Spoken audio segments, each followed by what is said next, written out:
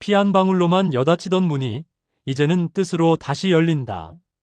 죽은 실험체들의 이름이 잠든 지하, 봉인된 십독보가 마지막 몸부림을 시작한다. 독을 끊으러 내려간 당위원은 결국 독의 철학과 마주 서게 된다. 사천의 아침은 유난히 조용했다. 전날까지 울리던 북소리도 멎었고 숲속의 새들조차 입을 닫은 듯했다. 하지만 이 고요는 평화의 징조가 아니라 숨막히는 긴장감의 전조였다. 사람들은 알고 있었다.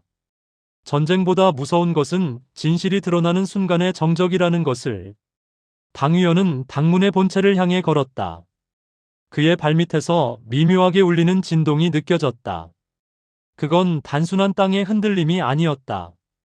당문의 지하 깊숙한 곳, 그곳에서 돌아가는 거대한 톱니의 진동이었다. 한때 화골산 실험이 진행되던 곳, 이제는 봉인된 줄로만 알았던 지하 실험실이 다시 깨어나고 있었다. 공자, 정말 그 안으로 들어가실 생각입니까? 울령이 물었다. 그녀의 눈동자엔 두려움이 아닌 어떤 불길한 확신이 비쳤다. 거기엔 이미 죽은 자들의 이름이 새겨져 있습니다. 그래서 가야 해. 당위원의 목소리는 낮았지만 단단했다. 그 이름들을 잊지 않기 위해서. 그는 당문의 후원에 숨겨진 오래된 성문 앞에 섰다. 문에는 세 개의 인장이 찍혀 있었다. 붉은 벌 문장, 푸른 매화, 그리고 마지막 하나 검은 원 안의 점. 그 점은 마치 눈처럼 그를 보고 있었다. 열려라. 그가 손끝을 문 위에 얹자 인장이 미세하게 빛을 냈다. 그의 피가 반응했다. 회귀 이후 얻은 제1공자의 혈통, 그것이 봉인을 해제했다. 돌문이 천천히 열리며 안쪽에서 습한 바람이 흘러나왔다. 바람 속에는 오래된 피냄새가 섞여 있었다. 지하로 내려가는 계단은 길고 좁았다. 한 걸음, 또 한 걸음 내려갈수록 어둠은 짙어졌다. 그러나 어둠 속에서도 무언가 살아 움직이는 소리가 들렸다. 들리나? 도원이 속삭였다. 네, 뭔가 울부짖는 것 같습니다. 염가의 손이 칼자루로 미세하게 움직였다. 그건 사람의 소리가 아니다. 당위원은 걸음을 멈추지 않았다. 독의 소리다.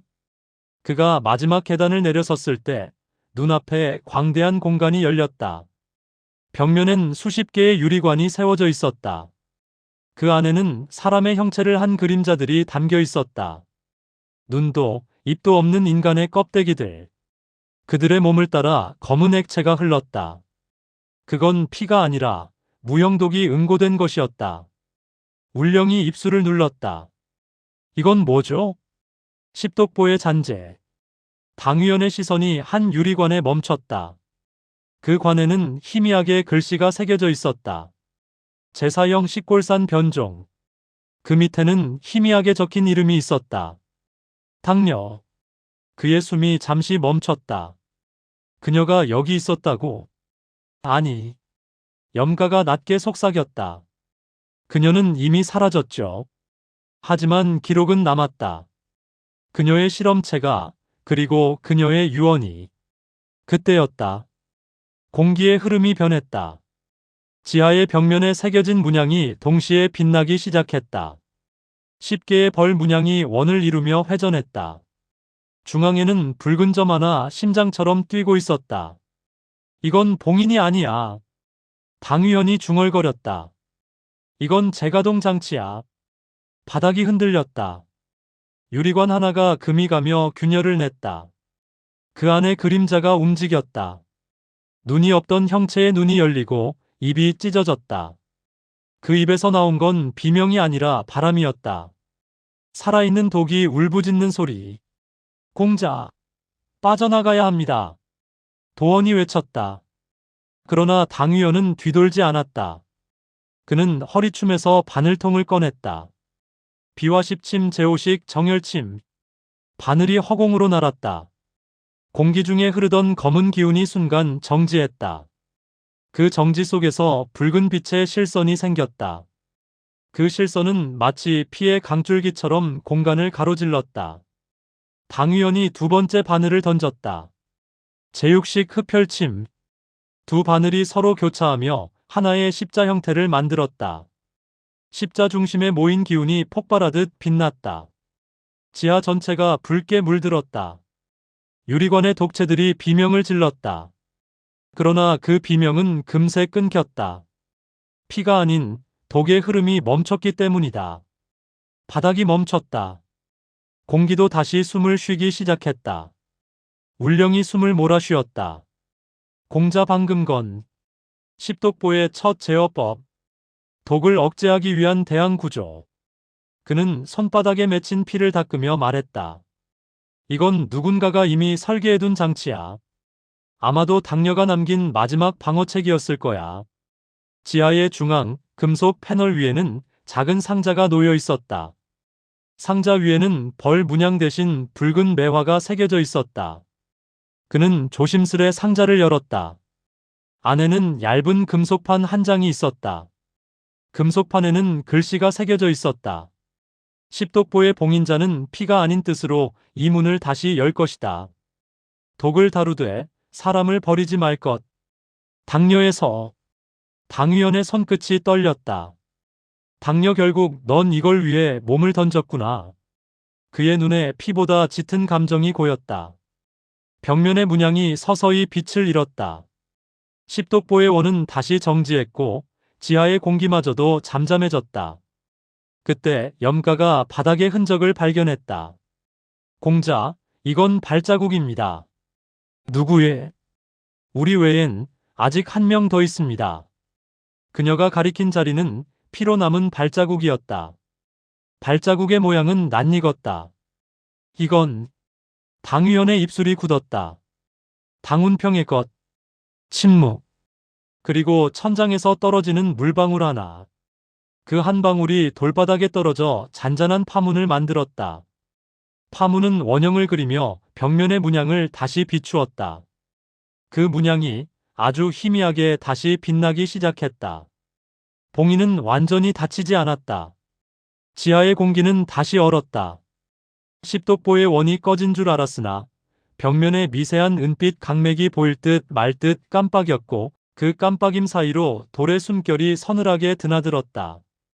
바닥에 남은 피의 발자국은 아직 젖어 있었고 발 뒤꿈치의 눌림으로 보아 급히 걸음을 떼다 한 번 멈칫한 흔적이었다. 멈칫. 그 한 번의 주저가 사람을 말해준다. 당운평이었다. 뒤를 차단할까요? 염가가 칼집을 살짝 밀어 올리며 물었다. 그녀의 눈은 어둠에 익숙해져 작은 먼지의 방향까지도 읽고 있었다. 아니. 당위원이 고개를 저었다. 여긴 길이 하나가 아니다. 이 방 자체가 길이니까. 길이라니. 도원이 낮게 웃었다. 빛도 바람도 독도 모두 지나가는 길이라는 뜻인가. 그리고 사람도. 울령이 덧붙였다. 그녀는 벽과 바닥의 접합선에 무릎을 붙이고 숨을 낮췄다. 여기 아주 오래전에 메워둔 틈이 다시 벌어졌어요. 누군가 최근에 열어본 흔적 석회가 살아있습니다. 그때 바닥 깊은 곳에서 짧고 둔탁한 맥동이 울렸다. 마치 고래가 깊은 바다에서 몸을 틀 때 울리는 수압 같은 소리. 맥동에 맞춰 벽의 문양이 하나씩 반짝 켜졌다 꺼졌다. 10번째 문양이 켜질 차례에서 갑자기 공기가 먹히는 느낌이 들었다. 전등이 빨려 꺼질 때의 허공의 주름, 그 주름 틈에서 검은 안개가 솟아올랐다. 뒤로. 당위원이 손을 내밀었다. 모두가 반보 물러서는 사이 그는 바늘통의 뚜껑을 비스듬히 젖혔다.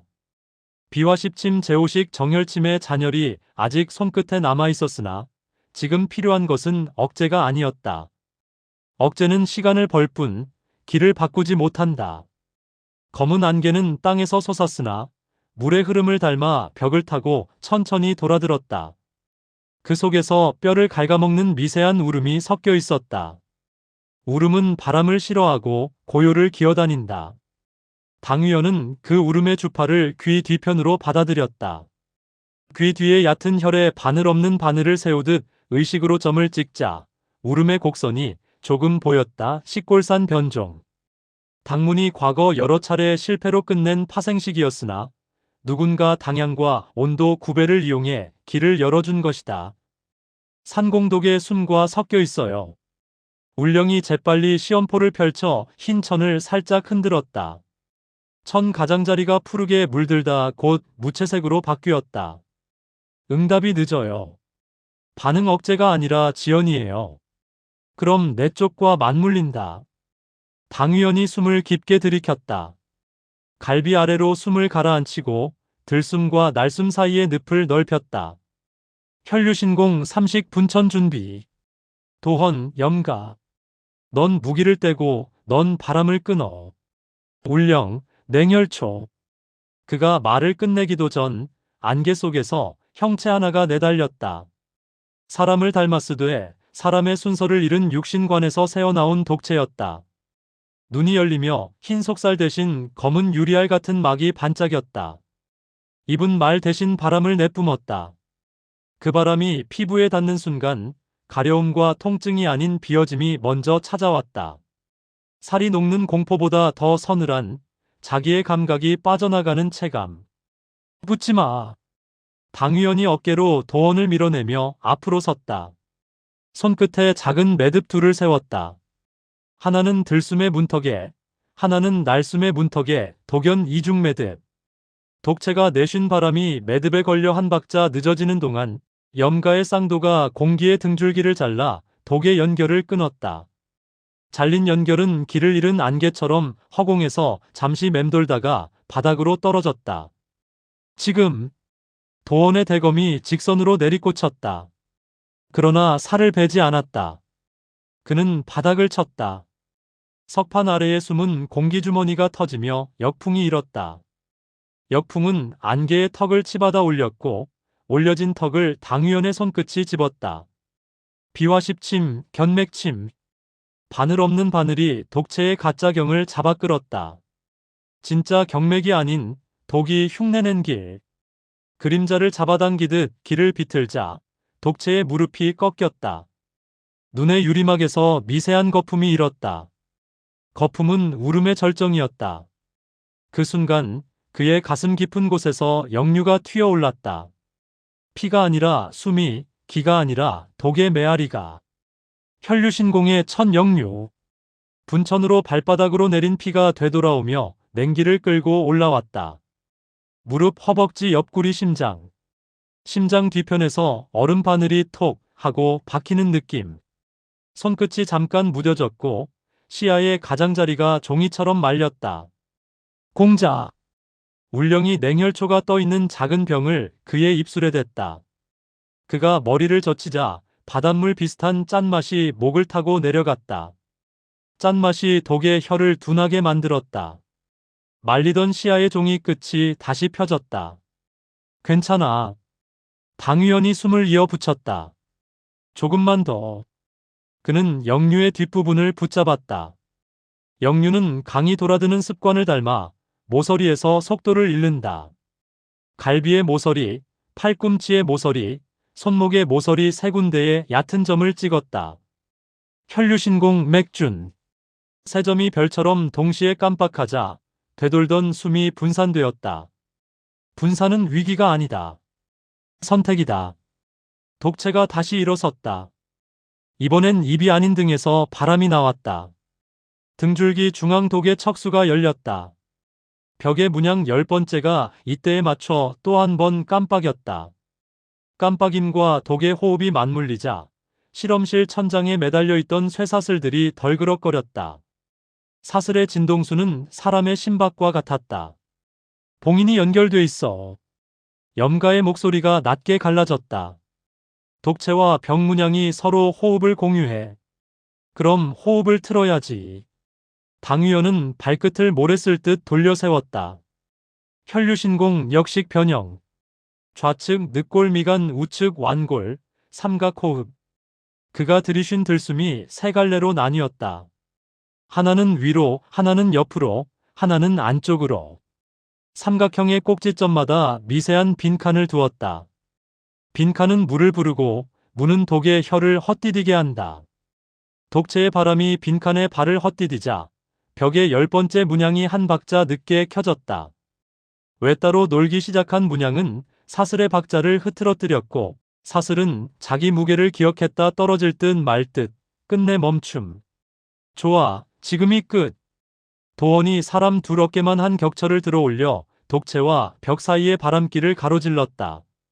철이 길을 끊는 소리가 짧게 울렸다.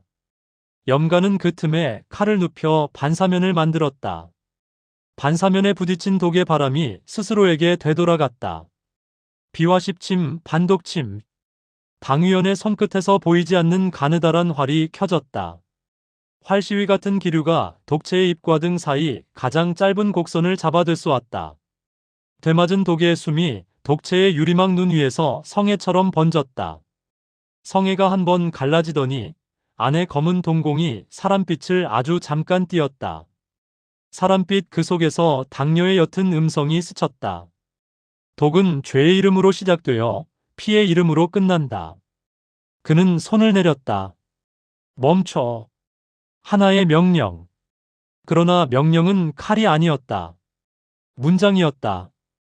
혈류신공의 맥준 세 점이 동시에 꺼졌고 분천의 분기들이 하류로 빠졌다. 독채의 무릎이 가만히 접혔다. 쓰러짐이 아니라 앉음. 앉아있는 동안 그 몸에서 띠 같은 오염 기운이 세 가닥 빠져나왔다. 울령이 재빨리 그 가닥들을 유리병으로 받았다. 병의 내벽을 소금수로 바른 덕의 기운은 벽에 들러붙어 천천히 죽었다. 방 안이 숨을 쉬었다. 천장의 사슬이 자신의 무게에 맞춰 아주 미세하게 흔들리고 흔들린 뒤 멈췄다. 벽의 10문양은 모두 꺼졌다. 10번째 문양만이 아주 연하게 사람 눈으로는 알 수 없을 정도로 잔광을 품었다. 잔광은 위험이 아니라 약속에 가깝다고 그는 생각했다. 누군가 여기에 돌아올 약속. 이제야 숨을 쉬겠네. 도원이 격철을 내려놓으며 길게 뱉었다. 공자, 아까 역류 얼마나 온 건가? 심장 앞에서 한 발. 당위원은 짧게 답했다. 한 발 전에서 붙잡았다. 다음부턴 두 발 전에. 잡을 수 있어요? 염가가 물었다. 그녀는 아직 칼을 수납하지 않았고 칼끝에서는 미세한 떨림이 가셨다. 있어야 한다. 그는 웃지 않고 말했다. 오늘처럼 사람을 남기려면. 울령이 병을 봉하면서 고개를 들었다. 공자, 이 독채 완전히 사람을 버린 건 아니었어요. 방금 사람빛이 지나갔죠. 누구의 이름으로 기록할까요? 당위원은 지하 중앙의 금속 상자 붉은 매화가 새겨진 그것에 손을 얹었다. 상자 뚜껑 안쪽에는 당뇨의 글귀가 여전히 미열을 띠고 있었다. 이 방에서 나온 자들은 모두 번호가 아니라 문장으로 기록한다. 오늘 앉아 있었다라든지 오늘 숨을 돌렸다 같은 문장으로. 도원이 어깨를 으쓱했다. 이해하는 자가 몇이나 되겠나. 기억하면 된다. 당위원이 답했다. 이해보다 기억이 오래가. 그는 독채 곁에 얕은 선을 그었다. 바늘이 아니라 엄지손톱으로 돌 위에 긋는 소리만 남기며 오늘 앉아 있었다. 짧은 문장을 끝내고 몸을 일으키려는데 바닥의 발자국이 다시 눈에 걸렸다. 당운평. 발끝의 각도가 슬며시 안쪽으로 모였다. 도망이 아니라 접근의 각도. 그는 발자국 옆 벽의 빗면을 손바닥으로 더듬었다. 석회층 아래가 비어 있었다. 여길 들어갔군. 그가 돌의 모서리를 살짝 비틀자 얇은 판 한 장이 소리 없이 미끄러졌다. 그 뒤엔 손 두 개가 겨우 들어갈 폭의 암도가 숨겨져 있었다. 안쪽에서 매우 옅은 향 당향도 피냄새도 아닌 매와 술의 향이 흘러나왔다. 운평은 추적을 남기는 법을 아네. 염가가 코끝을 찡그렸다. 본인이 돌아올 길을 매화로 표시했어. 돌아오지 못할 수도 있으니 우리가 대신 가자. 도원이 바닥에 무릎을 대고 몸을 낮추었다. 길이 좁다. 내가 먼저 갈까? 아니 내가. 당위원이 손을 들었다. 피로 여는 문이야. 내 피가 먼저여야 한다. 그는 손끝을 아주 얇게 긁어 한 방울을 암도 입구에 떨어뜨렸다. 피가 성면에 스며들며 붉은 실선이 켜졌다. 실선은 곧 지도가 되어 들어가야 할 각도와 숙여야 할 고개, 멈춰야 할 호흡의 길이까지 표시했다. 셋이 차례로 몸을 낮췄다. 얕은 터널은 곧장 내려가지 않고 사람의 척추처럼 3번 굽어 있었다. 굽을 때마다 벽에 미세한 문장들이 손끝을 스쳤다. 독을 다루되 사람을 버리지 말 것. 벽을 믿지 말고 호흡을 믿을 것. 끝에서 돌이켜 시작을 볼 것. 마지막 구비를 돌자 작은 방이 열렸다. 방이라기보다 기억의 오목한 자리. 중앙에 석대 하나, 그 위에 모래시계가 누워 있었다. 모래는 다 떨어져 있었고 유리의 허리에는 매화 잔금이 빛났다. 석대 앞 발자국 하나가 깊게 박혀 있었다. 당운평. 발자국의 앞에는 봉투 하나가 있었다. 붉지 않았다. 대신 무색. 무색의 봉투엔 인장이 없었고 봉투의 뒷면에는 사람의 이름 2글자만. 운평. 울령이 조심스레 봉투를 들어올려 당위원에게 건넸다. 그는 봉투를 열었다. 종이는 젖지 않았다. 글씨는 길지 않았다. 십독보의 봉인이 누군가의 피로 아닌 누군가의 뜻으로 열리려면 먼저 그 뜻이 피의 값을 치러야 한다. 내가 값이 된다. 내가 문장이 되라. 운평. 잠시 아무 소리도 나지 않았다. 3줄의 문장은 칼처럼 짧고 숨처럼 길었다. 도원이 고개를 떨구었다. 그자는 돌아올 수 있나? 모르겠다. 당위원은 종이를 접어 안에 넣고 모래시계를 바로 세웠다. 다만 돌아올 수 있도록 길을 남겨야지. 그는 모래시계의 윗배에 손을 얹었다. 손바닥의 미열이 유리의 매화 잔금으로 스며들었다. 잔금이 아주 미세하게 연해졌다. 염가가 석대 옆 앙증맞은 홈을 발견하고 손가락으로 문질렀다. 가루가 조금 부서져 내려왔다. 그 속에서 작은 철 부스러기 하나가 반짝였다. 당문 실험 인장의 테두리에서 떨어져 나간 거친 철명대인의 표식. 3방. 도원이 이를 악물었다. 이름은 내가 쓴다. 당위원이 되받았다. 소문이 아니라 문장으로. 그는 굽은 터널을 되돌아 나오며 벽에 3문장을 손끝으로 다시 쓸었다. 독을 다루되 사람을 버리지 말 것. 벽을 믿지 말고 호흡을 믿을 것. 끝에서 돌이켜 시작을 볼 것.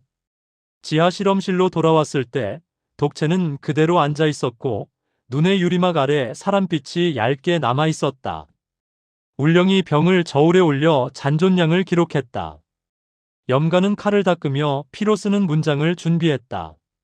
도원은 격처를 세워 바람의 빗장을 다시 걸었다. 당위원은 실험실 중앙 붉은 매화 상자 옆에 섰다. 바늘을 꺼내지 않고 손끝만 세워 천천히 숨을 그었다. 숨은 길지 않았으나 한 번의 문장으로 충분했다. 오늘 우리는 금단의 독을 멈추어 앉혔다. 내일 우리는 금단의 독을 멈추어 걷게 한다. 그의 말이 끝날 때 벽의 10번째 문양이 마지막 잔광을 털어내듯 틱하고 꺼졌다. 그리고 완전한 정적. 정적은 무서움이 아니라 다음 장을 넘기는 소리와 같았다. 독이 길을 삼키면 죽음이고 길이 독을 삼키면 사람이다. 오늘 길이 한 번 독을 삼켰다. 지하의 봉인이 닫히던 그날 밤 사천의 하늘엔 별이 보이지 않았다. 사람들은 그것을 무림의 숨이 멎은 날이라 불렀다. 그러나 당위원에게 그날은 오히려 처음으로 숨을 뱉은 날이었다. 그는 지상으로 올라오며 생각했다. 독이 죄가 되는 이유는 그것이 사람을 죽이기 때문이 아니다. 사람이 그 독을 자신의 뜻을 위해 사용하기 때문이다. 당문의 본체에 도착했을 때 이미 새벽이었다. 전날의 싸움으로 인해 피로 얼룩진 마당에는 무린맹의 사자들이 도착해 있었다. 깃발에는 붉은 봉황 문양이 새겨져 있었고 그 밑에는 금빛 조각의 문서가 놓여 있었다. 무림의회 소집령. 당일 오후 무림맹 본관 회의장. 사천당가의 대표석에는 당위원이 앉아 있었다. 그의 오른편에는 염가와 울령이, 왼편에는 도원이 자리했다. 모두 얼굴을 굳게 담은 채였다. 그들 앞에는 수십 명의 장로와 가주들이 빼곡히 앉아 있었다. 그들의 시선은 한결같이 당위원에게 향해 있었다. 사천당가의 제1공자 당위원. 의회장 중앙에 앉은 무림맹의 대사가 입을 열었다. 그대는 봉인된 동문을 무단으로 열고 실험실을 다시 가동시켰다는 보고가 있었다. 사실인가? 당위원은 대답하지 않았다. 대신 천천히 자리에서 일어섰다. 그의 옷자락에는 아직도 지하의 냄새가 묻어 있었다. 열었습니다. 그 한마디가 떨어지는 순간 회의장 안이 술렁였다. 당가의 비전을 감히 독단으로 건드리다니. 십독보는 당문의 금기 중 금기요. 그것을 함부로 다루었다면 이미 사람의 길을 벗어난 것과 다름없소. 독은 사람을 죽입니다. 그대의 행동은 생명을 실험하는 것이나 마찬가지요. 비난이 몰아쳤다. 하지만 당위원의 눈은 흔들리지 않았다. 그는 조용히 한 걸음 앞으로 나섰다. 그대들은 독을 죽음의 도구라 부른다. 하지만 묻겠소, 그대들은 칼을 죽음의 도구라 부르나? 순간 회의장의 공기가 멈췄다. 칼은 사람을 베기 위해 만들어졌지만 사람을 지키기 위해 쥘 수도 있어. 독도 마찬가지요. 그것이 죄가 되는 이유는 독이 존재해서가 아니라 그 독을 쥔 자의 마음이 죽음을 선택하기 때문이요. 그의 말이 끝나자 장로 중 한 명이 자리에서 일어섰다. 백발의 노인이었다. 그의 눈에는 분노와 슬픔이 뒤섞여 있었다. 그대의 말은 거창하지만 실험으로 죽어간 이들은 어찌한단 말인가? 그대의 독은 사람의 몸을 녹이고 살을 재로 만들었다. 그런 독이 어찌 죄가 아니란 말인가? 당위원이 고개를 들었다. 죄는 있습니다. 그러나 그 죄는 독의 죄가 아니라 사람의 죄입니다. 그는 자신의 왼손을 펼쳤다. 손바닥에는 지난 전투에서 생긴 미세한 독흔이 남아 있었다. 그 흔적은 이제 색을 잃었지만 여전히 피부 깊숙이 남아 있었다. 독은 그저 사람의 의지를 드러내는 거울입니다. 누군가는 그것으로 살리고 누군가는 그것으로 죽입니다. 나는 그저 그 거울을 사람 쪽으로 돌려놓고자 했을 뿐입니다. 잠시 침묵이 흘렀다. 회의장의 공기가 무겁게 내려앉았다. 그때 뒤편에서 누군가 천천히 일어섰다. 나는 하오문의 문주, 청운이라 하오. 그는 회색 도포를 걸치고 있었다. 눈빛은 매서웠으나 목소리는 부드러웠다. 나는 이 자리에서 당위원 공자의 행동이 옳았다고는 말하지 않겠소. 그러나 나는 그가 진실을 마주한 자라고는 말하겠소. 그의 말에 다른 장로들이 웅성거렸다. 하오문이 당문을 옹호하다니? 언제부터 정파가 사파를 감싸는가? 청운이 조용히 말을 이었다. 하오문은 언제나 그림자 속에 있었소. 그러나 그림자란 빛이 있어야 존재하지. 그대들이 빛이라 자처한다면 우린 그 그림자의 진실을 지켜봐야 하지 않겠소? 그 순간 당위원은 청운의 눈동자 속에서 자신과 같은 회귀의 냄새를 느꼈다.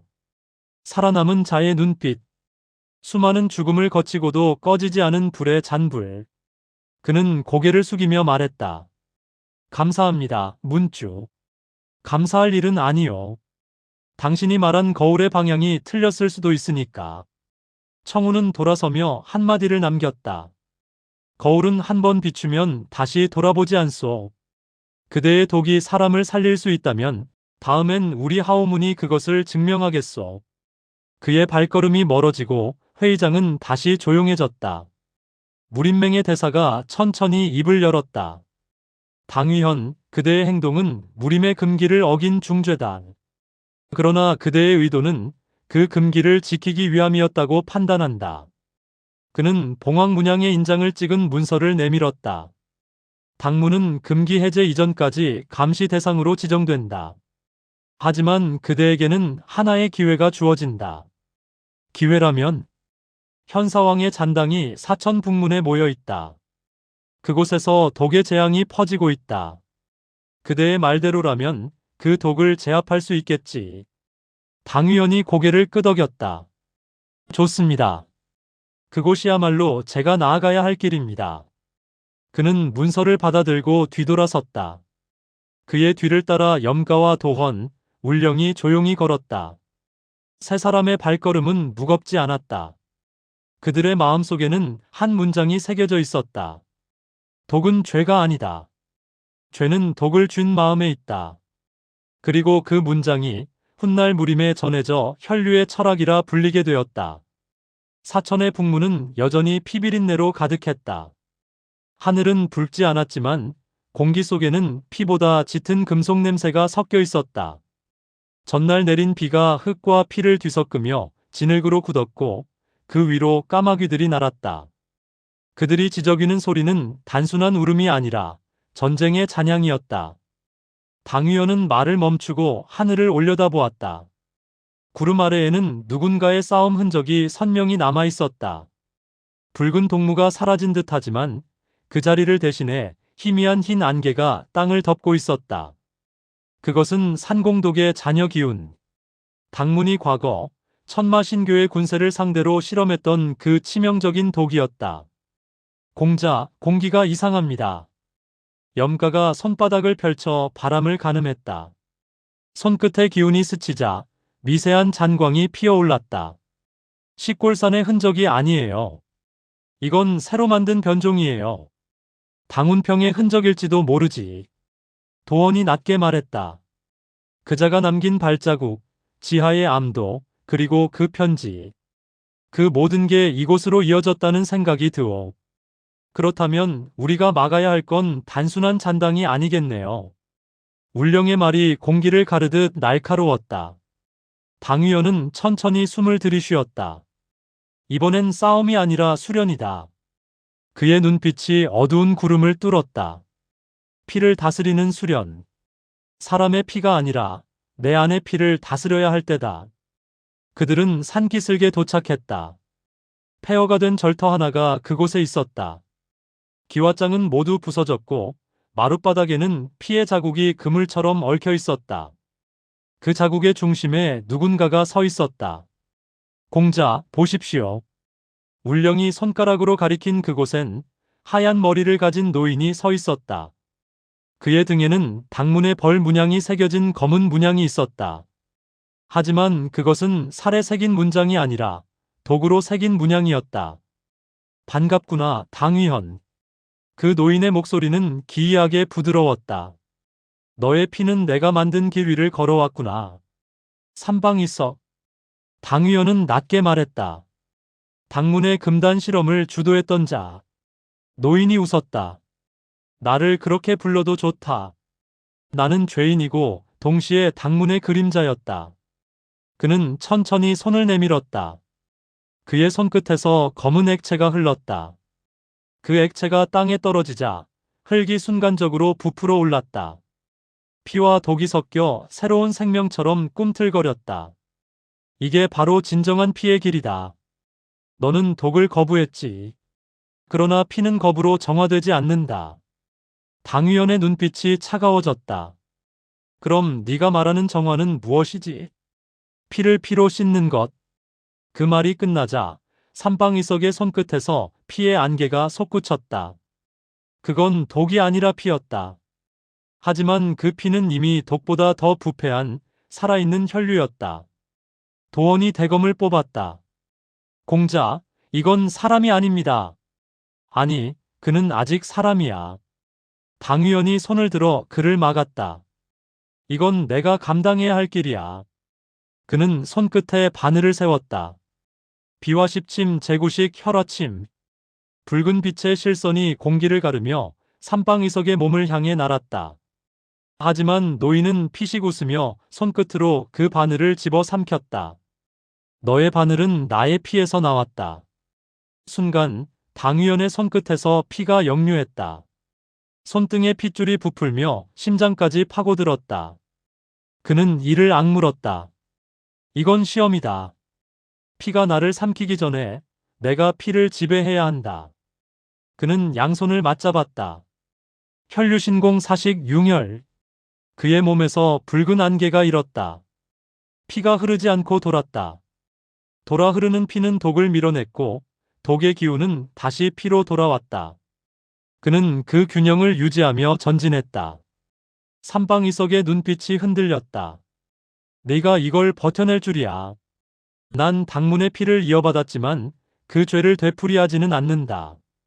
그럼 증명해봐라. 피를 피로 씻지 않고 사람을 살릴 수 있다는 걸. 노인은 마지막으로 손을 내밀었다. 그의 손끝에서 피의 구체가 솟구쳐 당위원을 덮쳤다. 그러나 당위원은 한 손으로 그것을 막지 않았다. 오히려 그 피를 받아들였다. 혈류신공 오식 승맥. 피가 그의 몸을 타고 돌았다. 하지만 이번엔 독처럼 퍼지지 않았다. 그는 그 피를 자신의 피와 섞었다.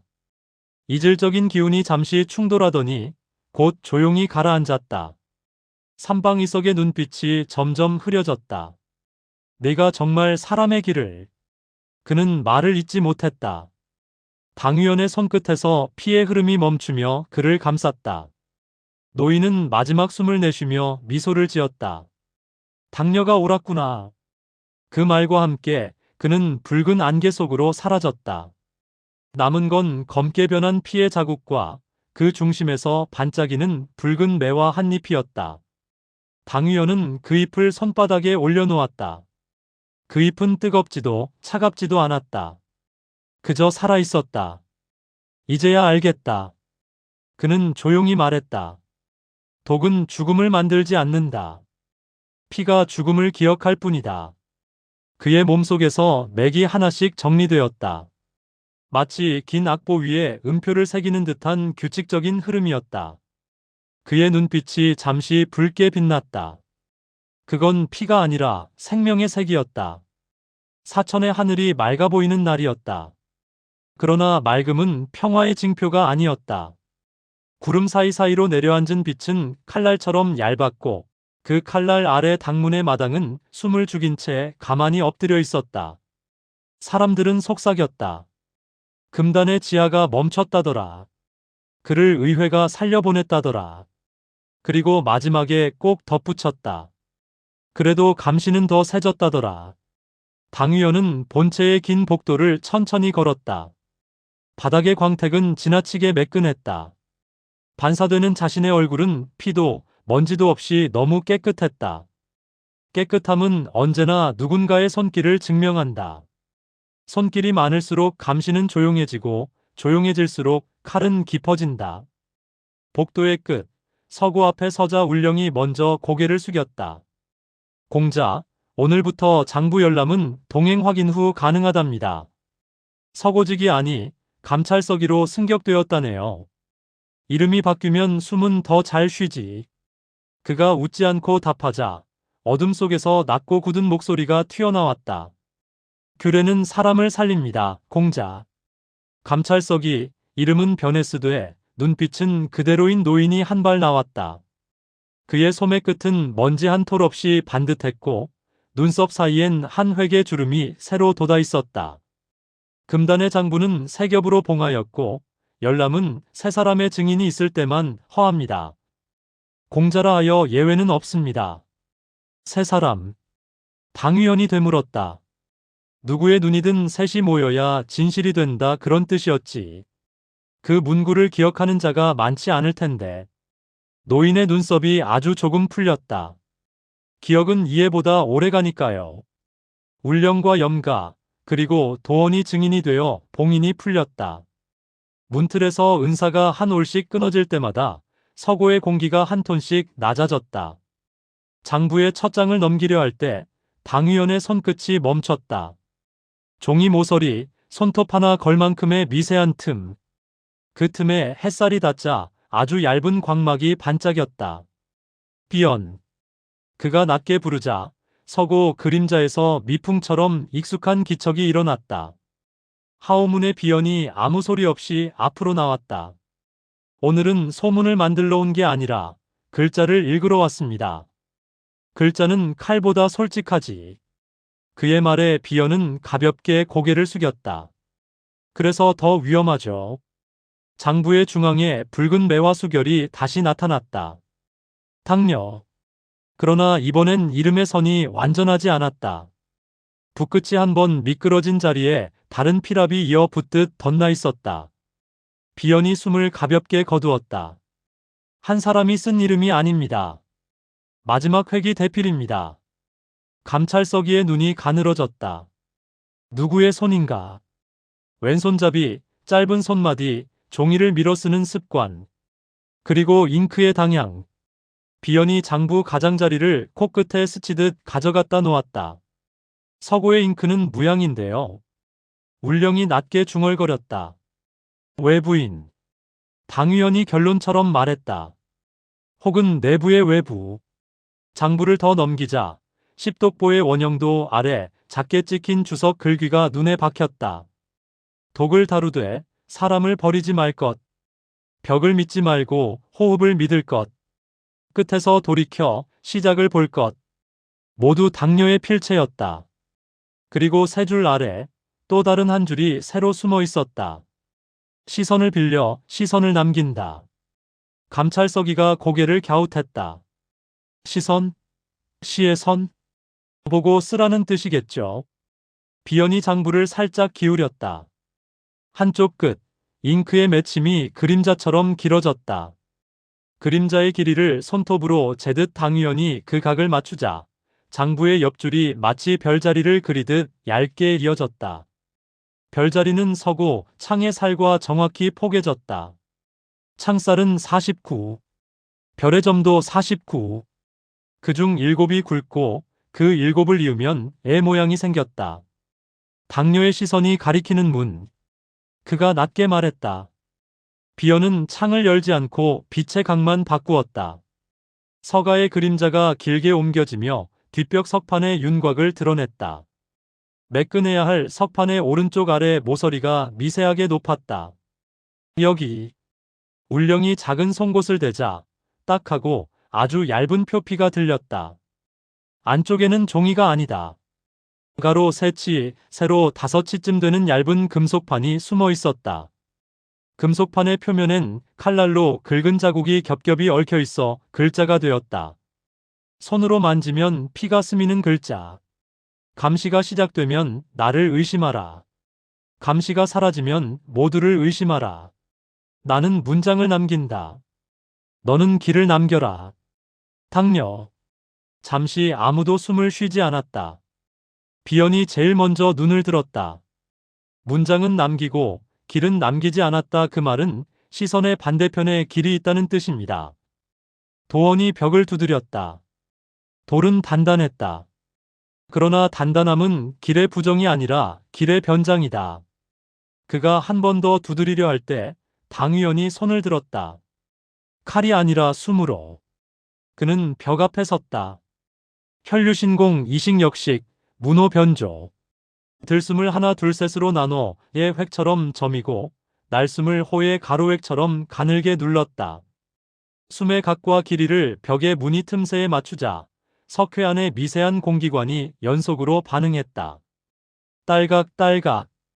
벽 속 작은 걸쇠들이 사람의 심박과 같은 간격으로 풀렸다. 석판이 밀려나며 뒤쪽에 납작한 상자가 모습을 드러냈다. 붉은 매화인장이 아니라 비문이 새겨진 상자였다. 당뇨는 이제 상자에 꽃을 찍지 않네. 염가가 낮게 말했다. 시선을 남겼으니 제발을 남길 차례지. 당위원이 손을 얹었다. 상자 안에는 3가지가 있었다. 첫째, 빛을 받으면만 글자가 돋는 얇은 한지 띠. 둘째, 끝이 둥근 바늘 5비와 10침의 초기형. 셋째, 작은 흑석 조각 하나. 흑석은 무향이었으나 손바닥 위에 올리면 체온을 조금씩 가져갔다. 울령이 손끝으로 조심스레 만졌다. 차갑습니다. 그런데 안쪽에서 미세하게 떨려요. 호흡을 기억하는 돌. 당위원이 대답했다. 지하 봉인의 10번째 잔광과 같은 주파. 그는 한지 띠를 펼쳤다. 빛이 스며들자 글자들이 수면 위 기류처럼 어른거리며 떠올랐다. 시선의 반대편에서 너를 보고 있다. 너는 독으로 사람을, 나는 사람으로 독을. 너는 문장을 쓰고 나는 칼을 거둔다. 우리가 만나면 감시는 스스로의 눈을 찌를 것이다. 무인. 서명이 없어. 비연이 속삭였다. 없어야 살아남죠. 감찰서기의 음성이 마른 나뭇결처럼 갈랐다. 하지만 이 피랍, 이결 당뇨의 기회를 배운 손이요. 당위원은 띠를 접어 품에 넣었다. 시선이 우리를 보고 있다면 우리도 시선을 봐야지. 그 순간 마당 쪽에서 북 두 번의 짧은 피리 한 번의 하포가 울렸다. 감시의 신호였다. 누군가가 서고를 향해 다가오고 있었다. 도원이 손을 검 위에 얹었고 염가는 한 발 뒤로 물러 서쪽 벽의 반사각을 잡았다. 울령은 등불의 심지를 낮춰 그림자를 넓혔다. 비어는 아무데도 없는 쪽을 향해 가만히 미소 지었다. 오늘의 소문은 아무 일도 없었다로 하죠. 서고 문이 예의 정중함을 지키며 열렸다. 정중함이 깊을수록 칼끝은 가까워진다. 검은 도포 셋, 은장 셋, 무표정 셋 감찰무인들이 차례로 들어서며 서고를 가득 채웠다. 장부 봉인을 점검하겠습니다. 그들의 눈은 서가를, 바닥을, 천장을 동시에 보았다. 보는 척, 보지 않는 척, 보려고 하지 않는 척 훈련된 시선. 당위원은 그 시선의 사이로 당뇨의 시선을 떠올렸다. 시선을 빌려 시선을 남긴다. 그는 장부를 덮고 감찰무인들의 절차를 묵묵히 지켜보았다. 장부 끄트머리의 광막은 이미 사라졌고 석판의 틈도 돌려 잠겼다. 흑석은 그의 소매 안에서 미약하게 뛰었다. 감찰무인 중 한 명이 그를 보았다. 그가 먼저 말했다. 오늘은 장부를 읽기만 했습니다. 내일은 장부를 씁니다. 무인은 단 한 번 눈썹을 치켜 올렸지만 아무 말도 하지 않았다. 그들의 발소리가 복도를 빠져나간 뒤에도 서고엔 오래 아무 소리도 없었다. 문장을 쓴다 비연이 조용히 따라 말했다. 어디에? 사람의 걸음에. 당위원이 대답했다. 감시는 눈으로 시작해 손으로 끝난다. 우린 손으로 시작해 눈으로 끝내자. 밤이 내렸다. 서고를 빠져나오자 정원 연못 위로 달이 얇게 걸려 있었다. 물이 얕게 흔들리며 달의 입김을 흩었다. 그 흔들림에 맞춰 흑석이 소매 안에서 한 번 더 뛰었다. 그는 연못 가장자리의 평석에 흑석을 내려놓고 숨을 고르게 맞췄다. 혈류신공 오식 승맥, 호응 소형. 심박을 낮추고 호흡을 길게 늘렸다. 흑석의 떨림이 그의 숨과 같은 박으로 이어졌다. 떨림이 겹치는 지점 연못 물결의 외곽에 가는 환이 생겼다. 환의 둘레에 달빛이 끼고 그 가장자리에서 아주 가느다란 글자 한 줄이 떠올랐다. 오늘 보고 있었다. 울령이 숨을 삼켰다. 누군가 지금도 우리를. 그래. 하지만 괜찮아. 그는 환을 손끝으로 살짝 건드렸다. 물결이 퍼졌다 돌아오며 글자를 지웠다. 보는 자는 쓴 자를 이기지 못한다. 우리가 먼저 문장을 남기면 감시는 그 문장을 읽느라 칼을 늦출 것이다. 그는 그 자리에서 등불 대신 바람을 켰다. 바람의 촉이 연못 표면을 쓰다듬자 낮게 숨어있던 매화 향이 아주 얇게 떠올랐다. 당뇨의 향. 그 향은 달지 않았고 쓰지도 않았다. 그저 길의 냄새였다. 당뇨. 그가 낮게 불렀다. 당신의 시선 잘 받았다. 이제부터는 내가 본다. 독은 죄가 아니고 피는 기억일 뿐이다. 우리는 기억으로 길을 만들고 길로 사람을 남길 것이다. 그날 밤 당문의 담장 위엔 감찰의 등불이 셋, 바람의 등불이 하나 더해졌다. 셋은 눈을 위해 켜졌고 하나는 숨을 위해 켜졌다. 사람들은 셋을 보았고 길은 하나를 보았다. 그리고 서쪽 하늘 어딘가에서 시선의 주인이 미소 지었다. 문장은 아직 짧았으나 다음 줄이 준비되어 있었다. 감시가 칼을 들 때 우리는 문장을 든다. 문장이 다 썼을 때 칼은 이미 늦었다. 오늘의 이야기는 여기까지입니다. 들어주셔서 감사합니다. 구독과 좋아요는 큰 힘이 됩니다. 계속해서 이어질 혈류신공의 완성으로 찾아오겠습니다. 감사합니다.